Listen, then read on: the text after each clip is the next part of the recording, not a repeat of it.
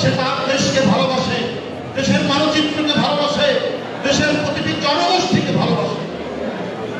এই ভালোবাসায় উদ্বুদ্ধ হয়ে কেউ যদি বাংলাদেশকে নয়া পরিবেশ করাতে চায়, দিল্লি এবং দিল্লির যারা দাবিদারি করেছে দেশের পরাজিত শক্তি, তারা যদি নয়া পরিবেশ বানাতে চায়, এদেশে হিন্দু মুসলমান সবাই একযোগে সেটি প্রতিহত করবে।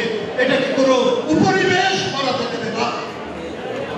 আজকে এই মহিমান্বিত দুর্গা পূজায় এটা আমাদের প্রত্যেকেরই অঙ্গীকার যে দেবী দুর্গা প্রতি বছর আসে বার্তা নিয়ে, কিন্তু মূল বার্তা কি? অসত্যকে, অন্যায়কে, অপকর্মকে যিনি বিনাশ করে দুর্গত নাশিনী করে যার একটি অভিযান, তিনি তো মা দুর্গা। তিনি সত্যের জন্য, ন্যায়ের জন্য বারবার পৃথিবীতে আবির্ভূত হন এবং তার এই আবির্ভাবের মধ্যে দিয়ে এদেশে মানুষের মধ্যে অন্যায়কারীর বিরুদ্ধে, পাপীর বিরুদ্ধে, অপরাধীর বিরুদ্ধে তীব্র প্রতিরোধের বাসনা করে উঠবে। কেন দুর্গা পূজার মূল বার্তা হচ্ছে সেটি।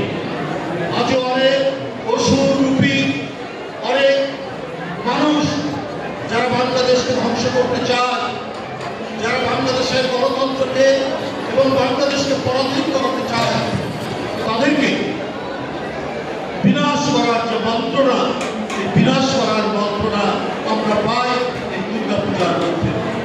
আজকে আমার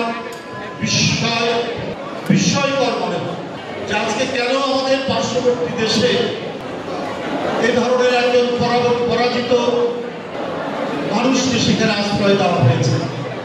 কেন? যে শিশুর রক্ত পান করতে দ্বিধা করেনি, যে কিশোরের রক্ত পান করতে দ্বিধা করেনি, যে তরুণের বুকে গুলি চালাতে দ্বিধা করেনি, আজকে তাকে কেন আশ্রয় দেওয়া? কেন তাকে প্রতিষ্ঠা করার জন্য নানা বয়ান তৈরি করা? আজকে এই প্রশ্ন সবার মুখে মুখে, এই প্রশ্ন সবার কাছে। বাংলাদেশের হিন্দু মুসলমান বৌদ্ধ খ্রিস্টান একযোগে আমরা ৭১ সালে লড়াই করেছি না? আমরা পাকিস্তান